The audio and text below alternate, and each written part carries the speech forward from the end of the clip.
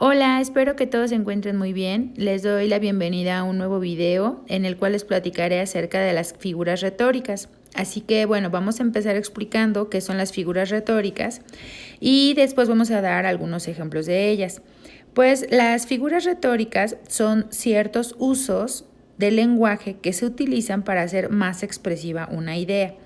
Existen muchísimos tipos de figuras retóricas. En este video les voy a explicar algunas de ellas que son utilizadas en el mundo de la literatura, pero en el caso particular de nuestro proyecto, en la poesía. Pues la primera figura que vamos a ver es la aliteración. Esta figura retórica consiste en hacer repeticiones de palabras, de sonidos, de sílabas que estén consecutivas una de otra. Se tiene que hacer en palabras que estén próximas una de otra para que este efecto tenga sentido. Vamos a ver un ejemplo. Como pueden observar en el fragmento de este poema, se lee lo siguiente. Soñé que la ciudad estaba dentro del más bien muerto de los mares muertos. Si pueden observar bien, el sonido que notamos reiterado aquí es el de la letra M. Para que lo puedan ver un poco más claro, lo marqué con rojo. Esto es lo que hace la aliteración, el sonido repetitivo, en este caso, de la letra M, que puede ser cualquier letra o cualquier sílaba que el autor escoja, pero en este caso fue el de la letra M. El siguiente ejemplo es la anáfora. Esta figura retórica consiste en repetir una o varias palabras al inicio de las frases o de los versos.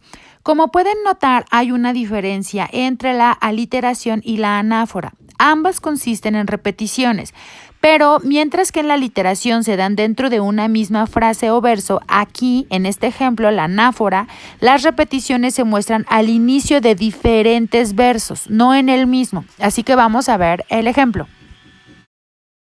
En el ejemplo que se muestra a continuación, podemos leer lluvia de aguacero, lluvia de aguas de acero, lluvia llena de olores y de ruidos, que me mueves el alma y los sentidos. Como se pueden dar cuenta, las repeticiones, como ya se los había explicado, están al inicio del verso, en este caso en la palabra lluvia. El siguiente es el paralelismo, el cual consiste en la repetición de una misma estructura gramatical dentro de un verso o idea. Aquí, si se dan cuenta, no es únicamente la repetición de una palabra, sino de toda una estructura gramatical. Vamos a ver el ejemplo. En el fragmento de este poema podemos leer que ha perdido la risa, que ha perdido el color. Si se dan cuenta, aquí se hace la repetición de toda una estructura, no únicamente de una palabra o no únicamente de un sonido, sino es de toda la estructura gramatical. La siguiente figura retórica que vamos a explicar es el encabalgamiento. Esta consiste en no terminar la frase al final del verso, sino al inicio del siguiente. Normalmente cuando termina un verso, pues termina una idea. Incluso muchas veces se puede ver que termina la idea porque termina el verso en una coma. En el caso del encabalgamiento, la idea continúa hasta el siguiente verso, pero aún así está dividido. Déjenme explicarles más con el ejemplo. Voy a leerles únicamente los dos primeros versos. Dice, no moriré del todo cuando herido caiga a los golpes del dolor humano.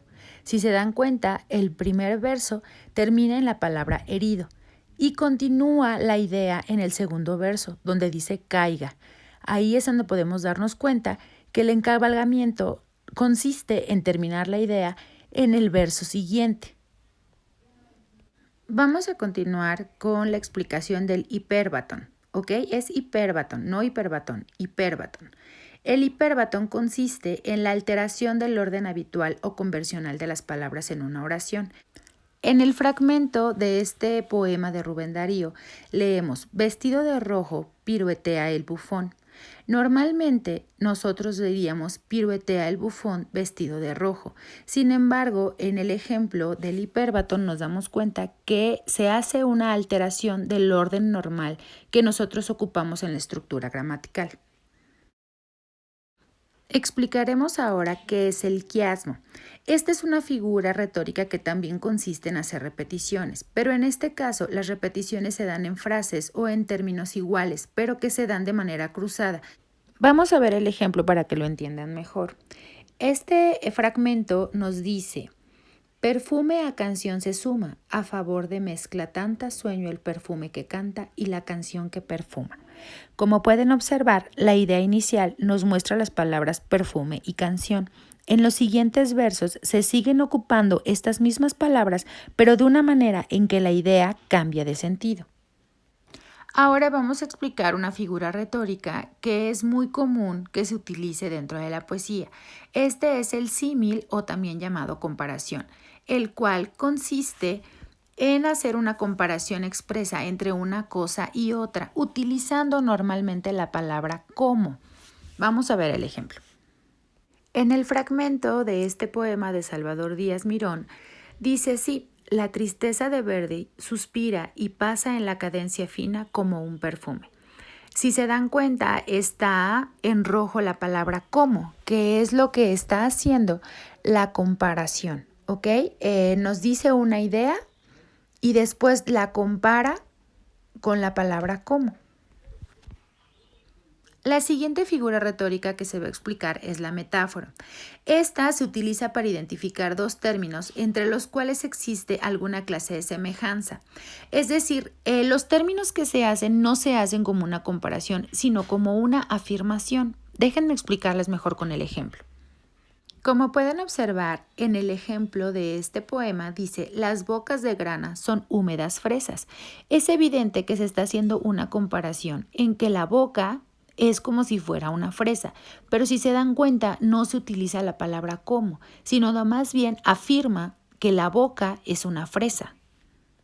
Ok, la siguiente figura que vamos a revisar es la antítesis. Esta consiste en expresar una oposición en la idea, es decir, su objetivo es resaltar una idea mediante la mención de un contraste.